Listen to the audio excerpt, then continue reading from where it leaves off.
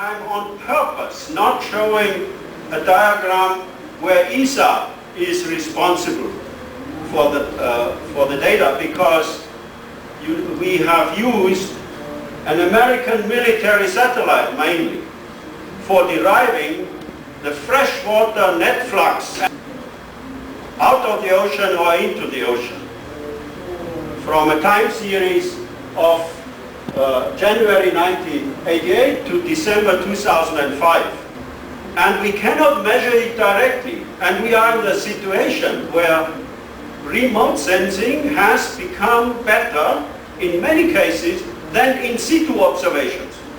But this is not acknowledged by ordinary people yet.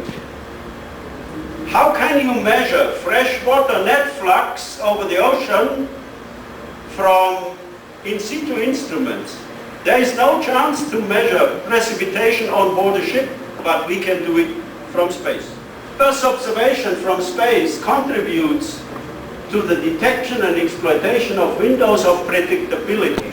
All we want is understand the system Earth better in order to extend the windows of predictability. For weather forecasting, we try to reach 3 weeks. This is the end of any weather forecasting. So you can never say in 5 weeks from now, in the early afternoon, a cold front will sweep across Berlin. This is impossible. There are, because of the strong chaotic nature of atmospheric circulation, constraints in the system. But we can extend it if we are satisfied with probability forecasts. We now do forecasts of El Nino or La Nina 6 months ahead or even a year ahead by using satellite observations of the ocean, direct observations or in situ observations from meteorology. Earth observation can warn of geohazards and can mitigate their impacts. It was shown earlier. Good images can rapidly organize help if political authorities allow. Control of compliance with international law. This will be a very strong future activity of Earth observation from space, because it is international, evaluated by a neutral organization or a multinational one. It will be believed. DLR should not do it. It should be an international organization talking about, do countries comply with international law? For example, with the post-Kyoto Agreement. Earth observation from space is the backbone of services. Normally, people have no idea how strong we already depend on Earth observation from space. I will show a diagram in a minute. And we have established this for weather forecasting, as you know, but we have the build-up phase for oceanography, disaster prevention and mitigation, and chemical weather forecast. And Europe will have these services very, very soon. And my dream is that they are as competent as the Met services are at present. And GMES is the component trying to do it. And if you look back some years, there was a lull. GMES was a dying acronym. But then it came up again. And a very strong push was by José Achach, who wrote this famous book, Les Sentinelles de la Terre, where he pointed to these 5 sentinels which were shown. This is a diagram showing you the influence of satellite data on weather forecasting. You see 2 lines for the 3-day, 5-day, 7 and 10-day forecasts of weather from the European Center for Medium-Range Weather Forecasting. Earlier, in the beginning of the 80s, there was a big difference between the Northern Hemisphere and the Southern Hemisphere. Our forecasts here in the Northern Hemisphere were much better. And now the forecasts are nearly equivalent, if I would have added the last 2 years, then there is a slight advantage for the southern hemisphere, because satellite data have taken over for weather forecasting. The European Center is assimilating, if I remember correctly, 27 sensors into the starting fields for weather forecasting. It's the leading institution worldwide concerning the use of satellite data for weather forecasting. This is a very impressive diagram for me, and you can turn it into many billions of euros saved per year.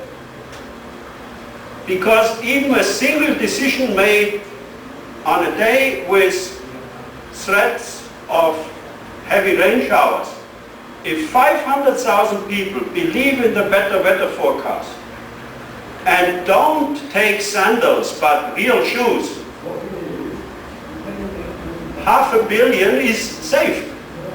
And they can do it, they can use it for better, for a weekend trip. Though it improves quality of life, improve weather forecasting. And unfortunately, people don't use it. You can download it from internet and can plan your Pentecost holidays. Where to go? Where is the chance for above average temperatures or real rain? Because as you know, now the Arabs, the rich ones, are coming to Central Europe in summer, spending their holidays, and they love rain. They are expecting days with rain, and they are now numerous in Munich, for example.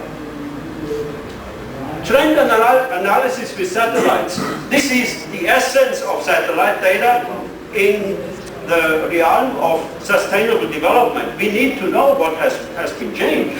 And here you see sea level, SST, ozone column, nitrogen dioxide, cloud albedo, solar output. All done with satellite data already. And you can do it because some of the trends are very strong. Then all you need is a 10, 15-year period of observations. And for the sun, look at the last line, no trend.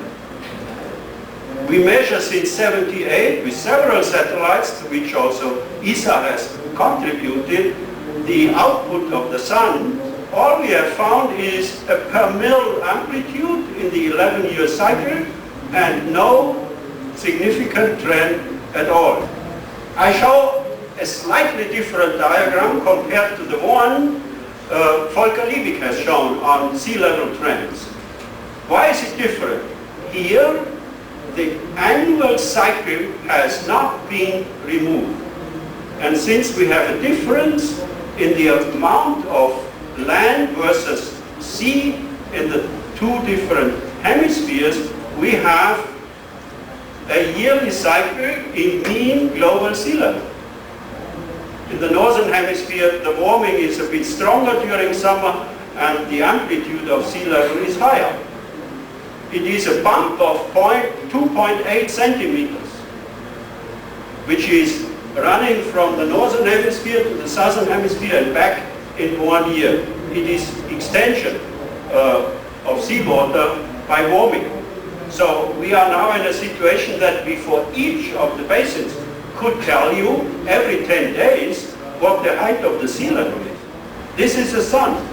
And you see how strongly varying the output is from one day to the next week or from one day to another because of the size of the sunspots, and the sun is rotating. So you have sometimes a lot of sunspots and then the output shoots up despite the sunspots are colder. That's why you see it.